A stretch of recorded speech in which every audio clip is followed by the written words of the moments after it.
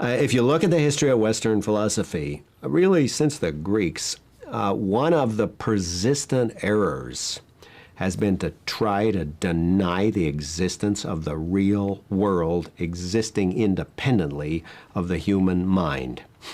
And the idea that there is a real world that's external to us, it doesn't depend on us for its existence. It's there whether or not we were ever conscious. It was the physical reality was there before any of us was ever existed or was ever conscious, and it will continue to be there long after life and consciousness have ceased from our little planet. Now, that I regard as just absolutely basic. That's a condition of sanity, philosophically speaking.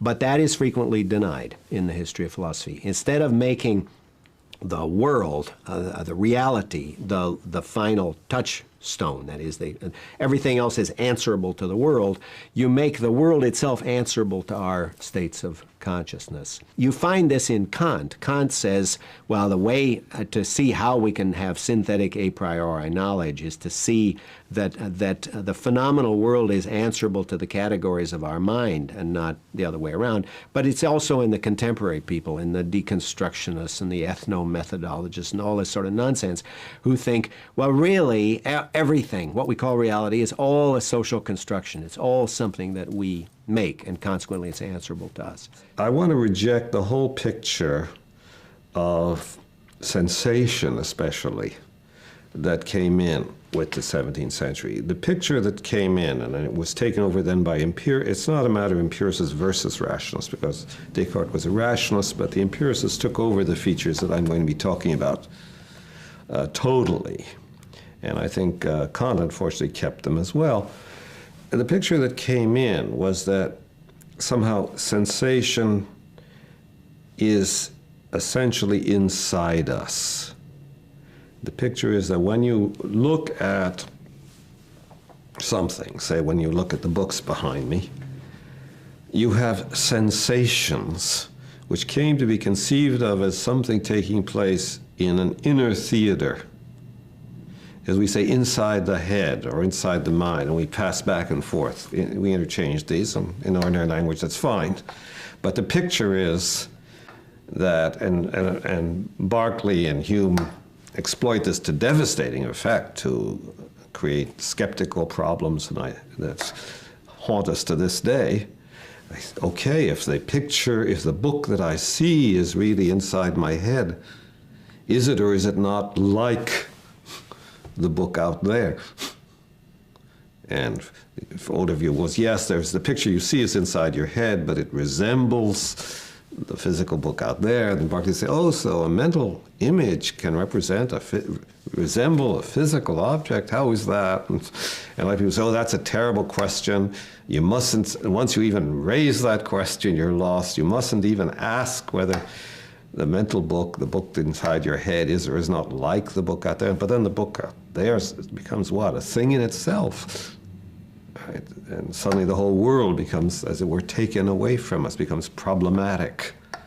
And you have this big discussion, do we really know there's an external world? The most famous argument, really, is the one that goes back to Berkeley, and that's about knowledge and skepticism. And the idea is if you think there's a real world, and that we somehow have perceptual access, we can see it, then you find you get involved in contradictions. You get skeptical contradictions, because it turns out on this tradition, you never really perceive anything external to yourself. You only perceive your own perceptions.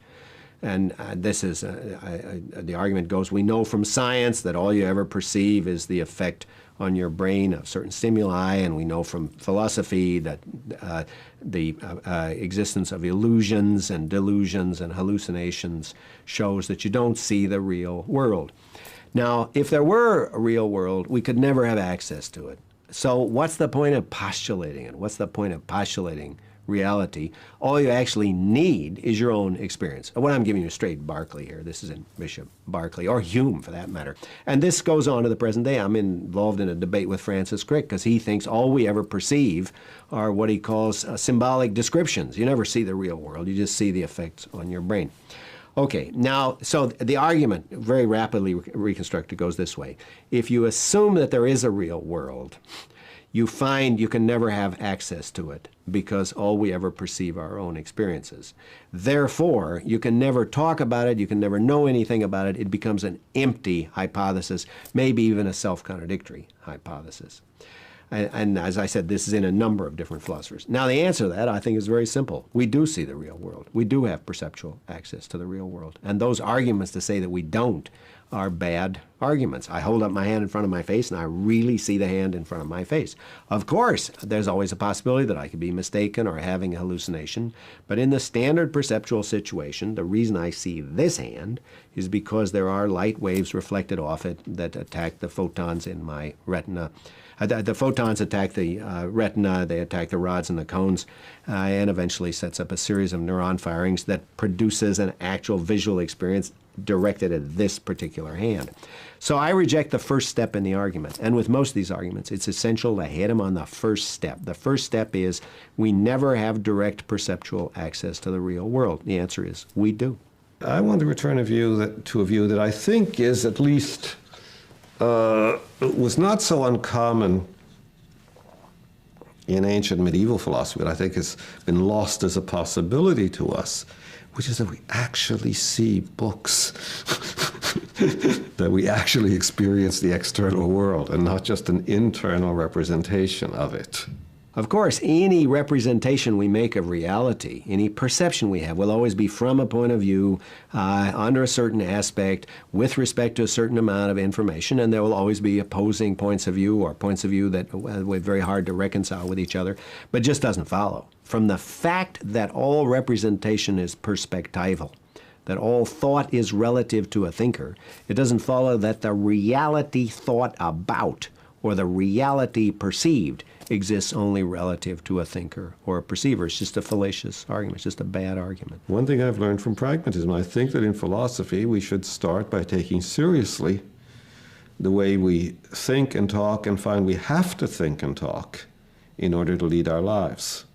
It's no good saying, strictly speaking, the whole world is inside my head or it's just my sensations. But of course I have to think the opposite in order to live at all.